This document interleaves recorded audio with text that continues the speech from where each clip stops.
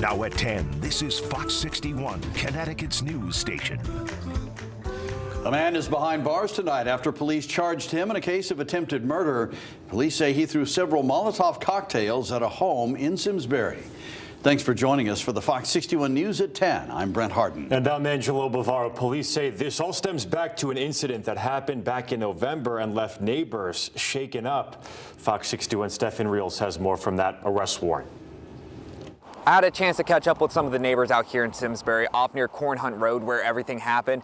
And one neighbor out there told me that this series of events was definitely shocking, especially given that it is a largely residential neighborhood where a ton of young families live. That same neighbor also told me there were several children who witnessed last year's event, and they asked that we do not show where that all happened, and we want to respect those wishes. But I did get a chance to get a copy of the affidavit that goes into more details about that frightening night. Back on November 6th, Simsbury police said they received a call from a woman reporting someone had set her house on fire. That person was later identified as 28-year-old Adam Julian. Police say he specifically went to this home targeting the woman's son. A few minutes later, the woman called police again and told the dispatcher, quote, "There's a car on fire. Someone set themselves on fire. I don't know what the hell is going on, but my house is on fire." End quote. Julian's mother also called police, telling officers he texted and called her to say he was going to hurt himself. The affidavit said home surveillance cameras captured what happened. Police say video showed Julian threw 3 Molotov cocktails before he lit something in his car while he was sitting inside.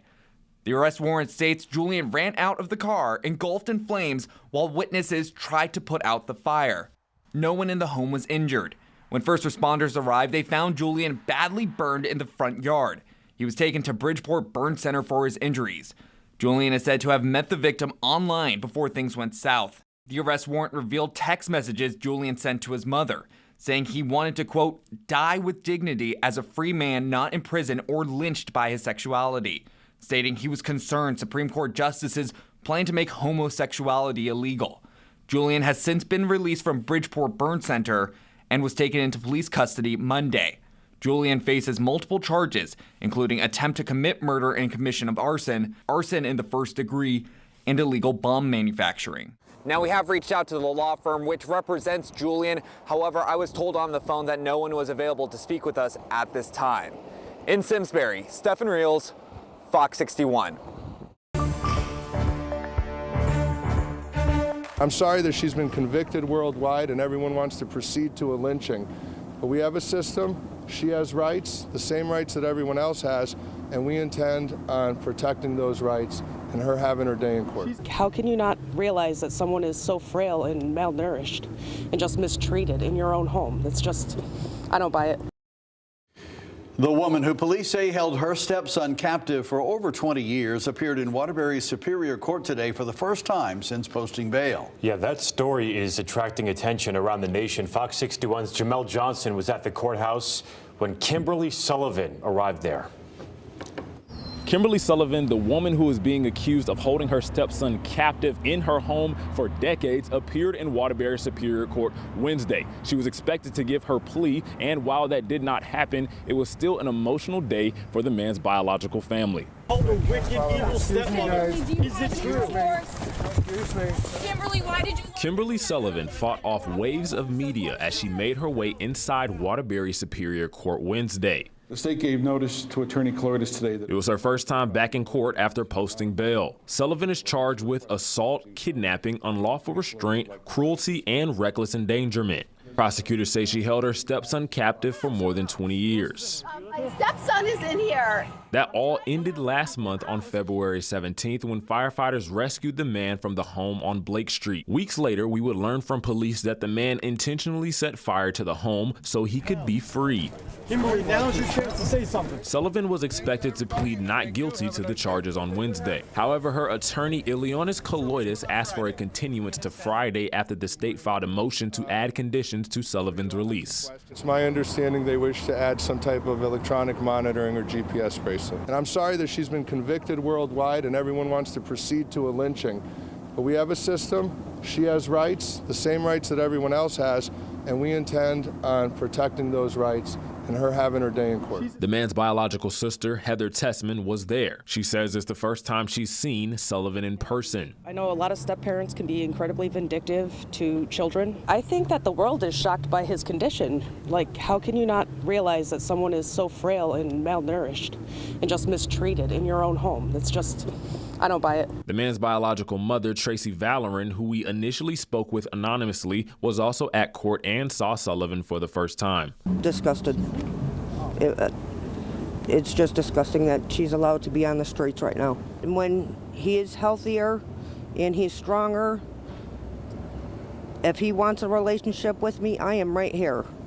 I'm not going anywhere. Sullivan's attorney, Ileonis Kaloidis, asked Judge Joseph Schwartz if the court wanted Sullivan to go ahead and enter her not guilty plea on Wednesday. However, Judge Joseph Schwartz opted for that to happen Friday. That's when Sullivan will be back in court, and we will be there to cover the latest on what happens. In Waterbury, Jamel Johnson, Fox 61. And after that court appearance, Sullivan's attorney released a statement this afternoon. He says, quote, "In America, there is a presumption of innocence. It is fundamental to our judicial system. The burden is and always has been on the state to prove their case beyond a reasonable doubt. Today, the state filed a motion to add conditions to Ms. Sullivan's release. Our objection will be known on Friday. The allegations are just that, allegations. In the eyes of the law, Ms. Sullivan is innocent unless proven otherwise in a court of law." Now, Fox 61 is committed to following both of these cases very closely until the very end. And if you would like to as well, you can scan that QR code right there on your screen and download the Fox 61 News app. Now, Fox 61 Weather Impact with Chief Meteorologist Rachel Frank. It was spring this morning, but then winter in parts of the state this afternoon and evening. This is from David Monty in Warren, where the flakes were flying. Now that is over with, other than maybe a sprinkle or flurry across the state. We are in the process of drying things out and also clearing things out as we head towards daybreak tomorrow. And we are looking forward to a nice, bright, sunny day. And we'll call it spring from start to finish. 39 in Hartford, right around the 40-degree mark for the New Haven area. And we'll see overnight lows in the upper 20s to low 30s as we head towards daybreak tomorrow. Tomorrow, we are waking up to clear blue skies, and we'll be seeing the sunset with blue skies as well. High temperatures up around 50 degrees, so we're seasonable, a fancy way of saying right around average. We're going to talk about a late week warm up, though. Full forecast coming up.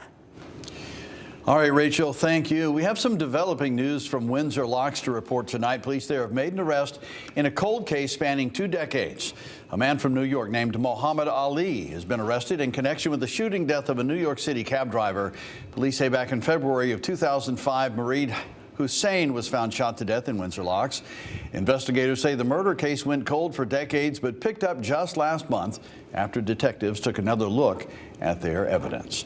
And that's when police in Windsor Locks say they were able to get an arrest warrant for 38-year-old Muhammad Ali. He was arrested today by members of the U.S. Marshals in the city of Dublin, Ohio, which is just outside of Columbus. He's being held there until he can be brought back to Connecticut to face charges.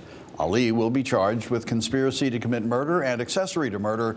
Police say the case is still ongoing and they are working to find more suspects.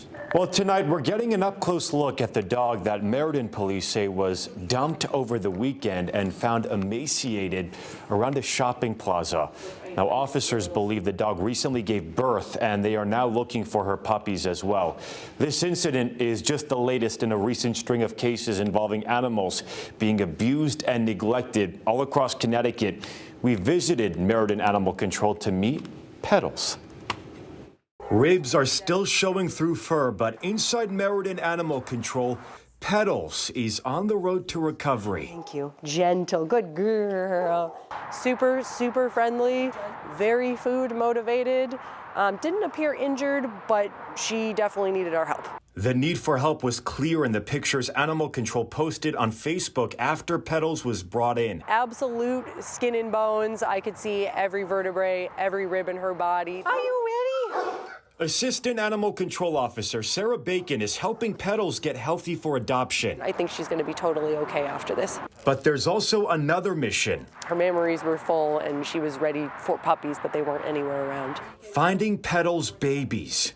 In my professional opinion, I do believe either the puppies have passed away, unfortunately, or someone has these puppies and they are selling them and they need to be with their mother. They're far too young. Police say Petals was found around here by some teenagers early Sunday night running around the area of the old Save-A-Lot Plaza on West Main Street. The most recently available state data shows animal cruelty was up 36% in the first 3 quarters of 2024 compared to that same period in 2023.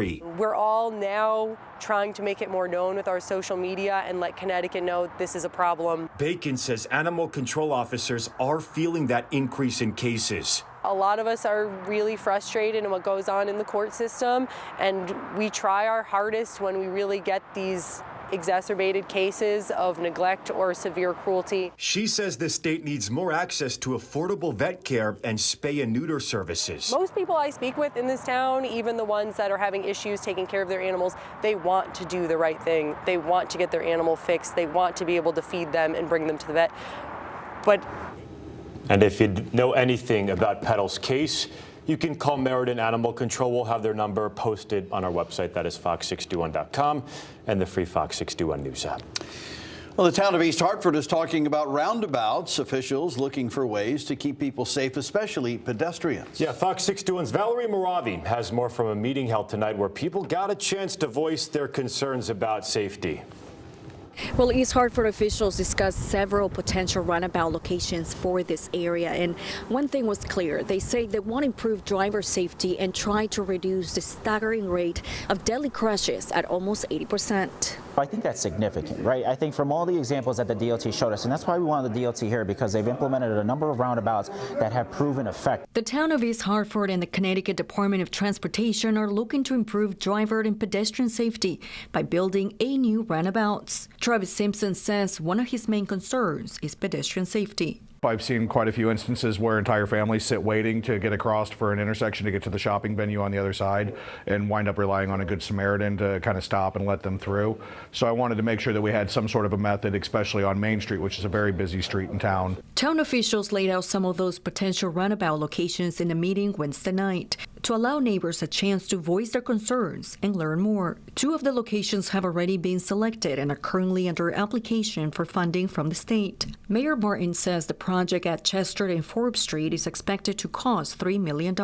Yeah, so no local match, completely funded by the state. Like I said, these are dedicated transportation funds, and it's always for roadway improvements, whether it's implementing safe streets, complete streets designs, roundabouts, anything like that. DOT officials say by building roundabouts at these locations, it will be impossible for drivers to speed, adding that speed bumps would not work at these intersections. I also think from what I heard tonight, we've got the green light to continue to explore the intersections we're looking at, continue to explore the design, and continue the effort to try to make East Hartford more pedestrian safe. Yeah, now Mayor Martin says once the funds are approved and good to go, they're expecting the project at Chester and Forbes Street to be completed within a year. In East Hartford, I'm Valerie Moravi, Fox 61.